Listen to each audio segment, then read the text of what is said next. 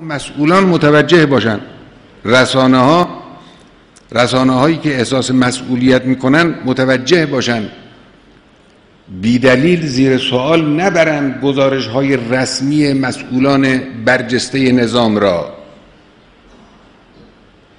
هم در قوه قضاییه این حرف هست، هم در قوه مجریه این حرف هست، هم در قوه مقننه این حرف هست. زیر سوال بردن فعالیت ها این ضایع میکنه، زحمات رو ضایع میکنه.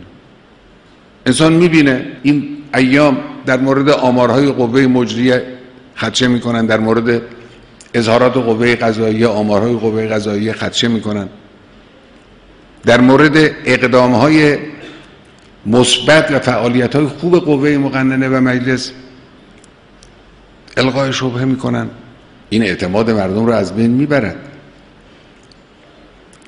ما به عنوان کسی که مستمع و شنونده و مخاطب این گزارش هاست باید هوشیارانه نگاه کنیم، اما گزارش ها رو تلقی و قبول بکنیم. تا وقتی جرمی ثابت نشده است قطعا نبایستی کسی رو در معرض قرار داد، در معرض اتهام هم نباید قرار داد. چون وقتی گفتید متهم است، افکار عمومی تفکیک نمی کند بین متهمی که هیچ گناهی نکرده است با اون کسی که شواهدی بر گناه او وجود داره.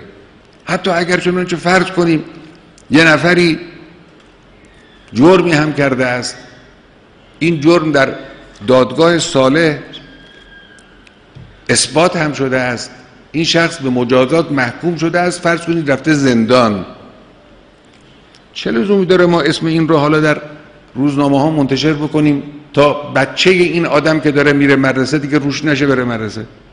چه لزومی داره؟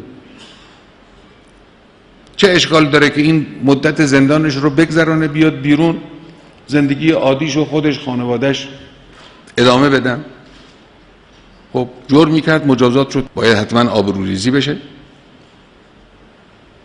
این از نکات بسیار مهمی است. البته مخاطب این حرف فقط قوه قضاییه نیست، مسئولان قوه، خارج قوه، رسانه ها،